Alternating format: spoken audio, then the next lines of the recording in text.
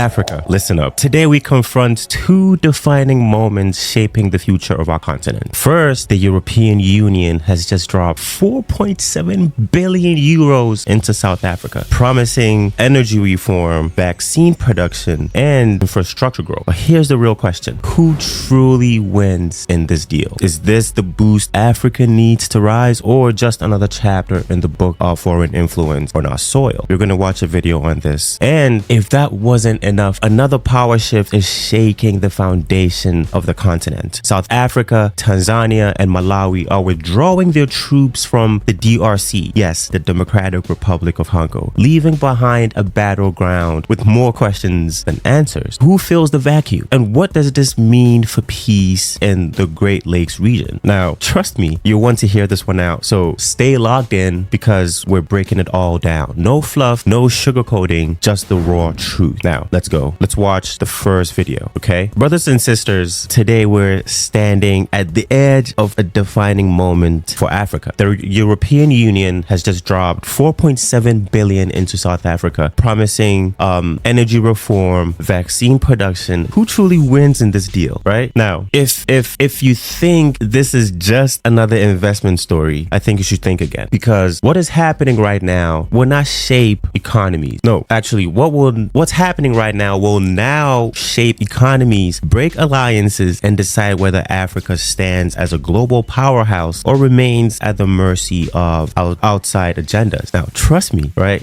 Stay logged in because we're doing this. So after watching this video, which is the EU video, right? I call this the EU's investment / game changer / strategic play, right? Now, like I said before, the European Union has officially announced 4.7 billion in funding for South Africa under the Global Gateway Initiative. This is one of the biggest foreign investments in Africa in recent years. The deal focuses on just energy transition, right? Which helps South Africa move away from coal into renewable energy. It also helps in vaccine manufacturing, building Africa's ability to produce its own vaccines rather than rely on Western influence. Next, we have infrastructure development, which helps in improving digital and physical connectivity. Now, that sounds good, right? But Africa, let's pause for a second. Right? Let's pause for a sec. Why now? Why this massive injection of fund into South Africa at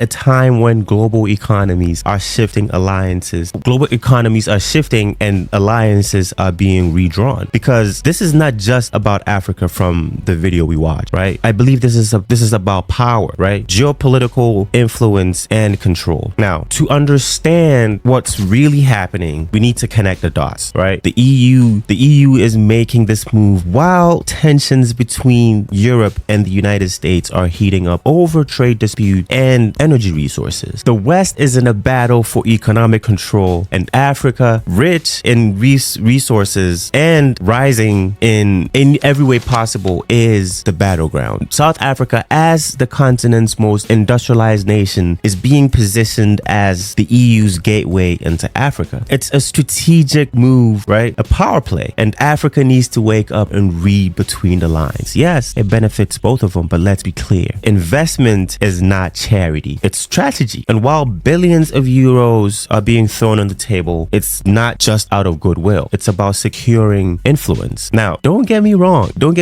right? This investment could be a massive boost for South Africa and Africa as a whole, but only if it's handled right. Only if Africa controls the narrative, right? In this deal, what is in it for Africa? What are the pros and the pitfalls? Let's break it down. Well, for starters, one big positive is energy independence, which helps South Africa move away from coal, which could reduce pollution and make South Africa a leader in renewable energy. There's also healthcare security, which helps in building vaccine production, which means fewer dependency chains and faster response to health crises, right? South Africa is, I think, one of the leaders in HIV/AIDS, and this will be a huge boost. boost. It also helps in economic growth, and infrastructure upgrades can lead to job creations and better trade opportunities, right? Now, what are the risks in this deal, right? Who controls the energy shift? If the EU calls the shots, South Africa could lose sovereignty over its own energy transition, right? And also with vaccine dependency, if patents and technology are still owned by European companies, is Africa really becoming self-reliant? Also, now there's going to be debt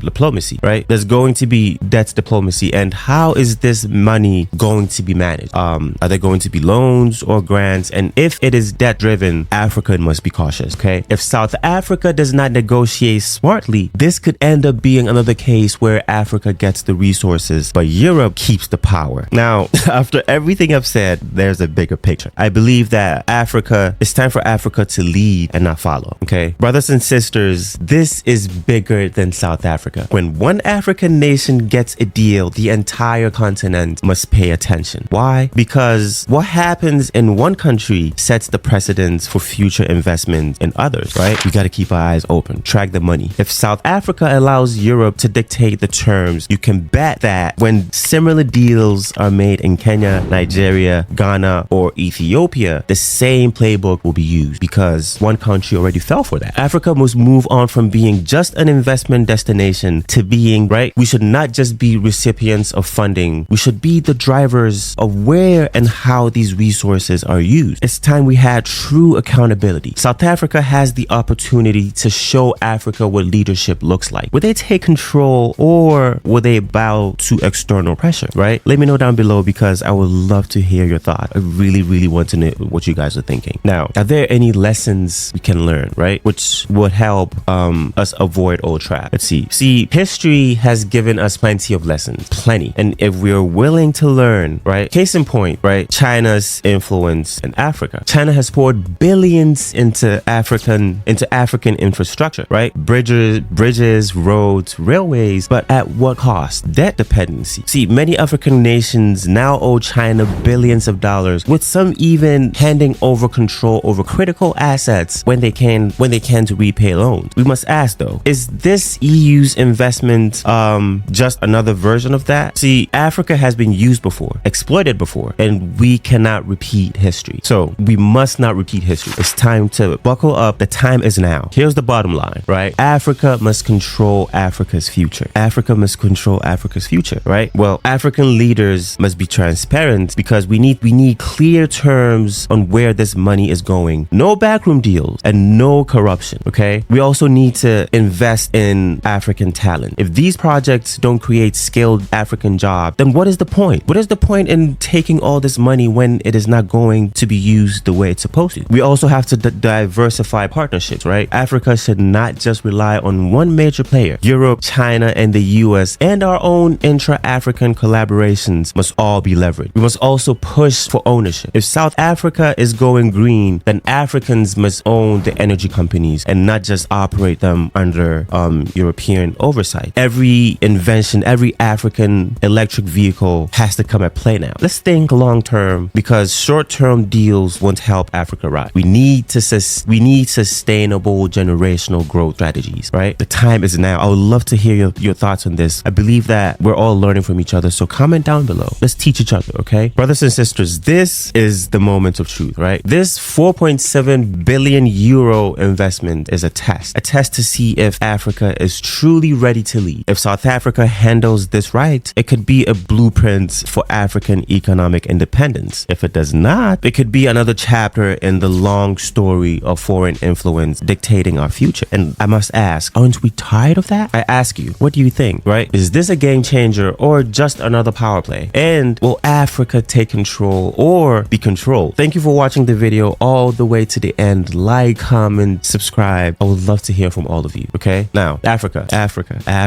Let's get one thing straight. War is not a game, and peace is not a handshake. It is fought for, bled for, and defended with every ounce of strength a nation can master. And now, when the battle for stability in the DRC rages in South Africa, just when the battle for stability in the DRC rages on, South Africa, Tanzania, and Malawi are pulling their troops. Why now? Let's watch this video and then let me know what you think because we're going to break this down as well. well. Okay, so now we're back from watching the video. So the SADC forces in Eastern Congo entered the Eastern Congo in 2023, walking straight into one of the most volatile war zones on the continent. They fought the M23 rebels, local militia, hidden foreign interests. But today they are packing up and leaving. Why? Because this is war. No, let me rephrase that. Because this war is not about bullets or borders. It's about power, politics, and survival. The official reason? Well, there's high casualties, financial strain, and logistical nightmare. Is this a calculated strategy, or is this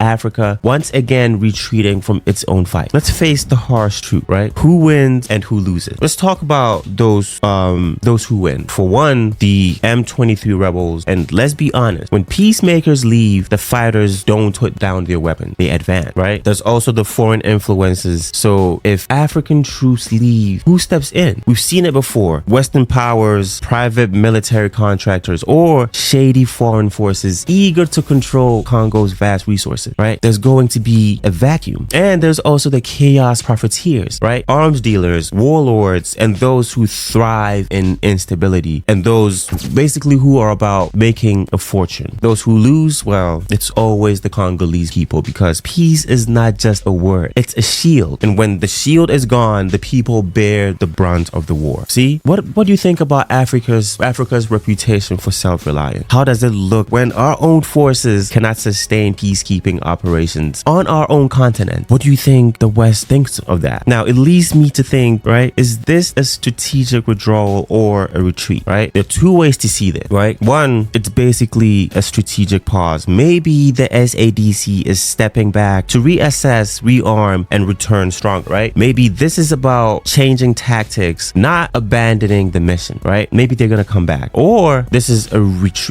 retreat under pressure. Is this a sign that Africa still lacks the financial muscle and unity to maintain long-term peace operations? Africa is rich. Why can't we do this? Look, one thing is clear, right? This will not end here. The moment these troops leave, the power vacuum will be filled. The only question is by who? Who fills the vacuum? And what happens next? If African nations want to control the future of Africa, we need a new strategy. We need a new strategy, because peacemaking cannot be sustained with borrowing money and basically using borrowed weapons. Africa must fund and own its own security. Two, we need stronger political will, because leadership must stop playing the waiting game. Without decisive action, the conflict will escalate. The time is now. And three, we need a united African response. We cannot afford to keep acting like this. We must dictate the terms for peace, okay? We really must dictate the terms for peace. So, what is your take? I would love to hear your take. Is this troop withdrawal a temporary reset or a complete failure? Should Africa double down on military intervention or focus on diplomacy instead? Let's continue this conversation, because Africa's future depends on it. We need to stay aware, stay engaged, because the world is watching and history is listening.